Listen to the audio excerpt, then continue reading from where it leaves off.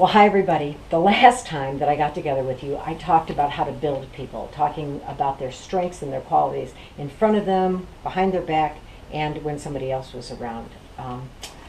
This one is a little tougher, but I think I need to bring it up, and that's 3 ways that you can absolutely destroy team builders. You can pull all of that away.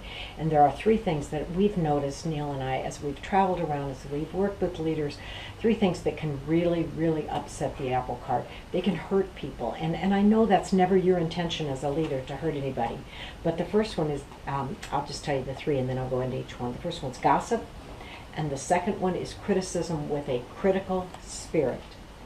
And the third one is avoiding giving feedback. You know, we're going to do a whole series on feedback coming up soon, and we're going to spend a whole half an hour on avoiding feedback. But let's talk a little bit about gossip.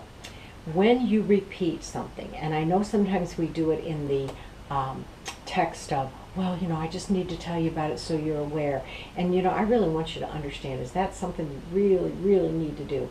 When is gossip? It's not kind, it's not helpful. It's not necessary. The Bible says it's a sin. So if you've got a problem with what someone's doing on your team or in your family or even your children, don't go to the other kids. Don't go to the other people. Don't go to the other team members and tell them what the problem is. Take the problem straight to the source. That's what you would want them to do. I know. You know, the Bible says if you got a problem with somebody, take it to them because they're the ones that can do something about it. The second thing is criticism, and I think a lot of times we think feedback is criticism. So I want to really draw that distinction real quickly here. Criticism can be very helpful. It's like critic. Here's what you can do differently. Here's what you might do differently. Feedback. Here's what you did well, or here's what you might do differently. A critical spirit is coming at it from an attitude of, I'm better than you. Coming from an attitude of, this just makes me crazy, so I have to tell her so she can fix it. It's an attitude that's a critical spirit. And oftentimes that critical spirit comes because we have an inner critic. We're telling ourselves things about ourselves, and so we don't like and respect ourselves very much, so all of a sudden we'll say, well, they never respect me, because we really don't respect ourselves.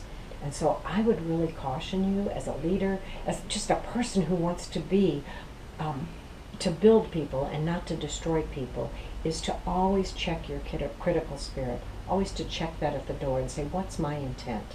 Finally, I think sometimes we avoid feedback.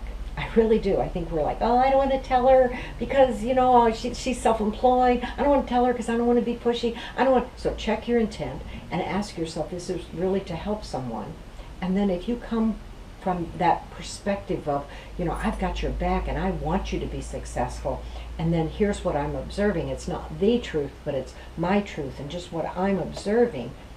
You'll find that it's not so bad to give feedback. You know, some of the best feedback, some of the hardest feedback that I've ever gotten is from my husband.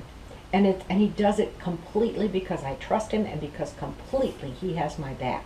And so when you're giving that feedback in a spirit of trust and of love and of believing that that person is good and is capable and can make the changes, you know what?